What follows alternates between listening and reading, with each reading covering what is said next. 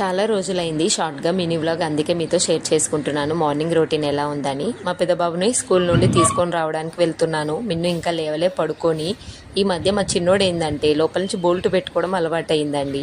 అన్నిటికీ ప్లాస్టర్ వేశాను, కానీ మెయిన్ డోర్ కదా, ఇది వేయడం కుదరదు, ఇది లోపల పెట్టుకున్నాడా అంతే అనేసి ఆ విధంగా కట్టేస్తాను, వెయ్యి రాకుండా. సడన్గా ఏం దొరకలే, మా పెద్దోడు సాక్స్ దొరికితే అలా కట్టేశాను. 1 మినిట్ అయినా పిల్లలతో జాగ్రత్తగా ఉండండి. లోపల బోల్ట్ పెట్టుకుంటే మా పెద్ద మెంటల్ టెన్షన్. అన్నిటికీ ప్లాస్టర్ వేసేసుకోండి. సడన్గా వెళ్ళాల్సి వస్తే ఈ విధంగా తప్పదు కదా. స్కూల్ నుంచి రాగానే తప్పకుండా వాళ్ళ తమ్ముడిని డిస్టర్బ్ చేయాలి. ఈ రోజుతో మా పెద్దోడికి ఎగ్జామ్స్ అయిపోయాయి, అప్పుడెప్పుడో స్టార్ట్ అయ్యాయి. ఈరోజు నేను నెయ్యి ఇంట్లోనే తయారు చేస్తున్నాను, అయిపోయింది అనేసి.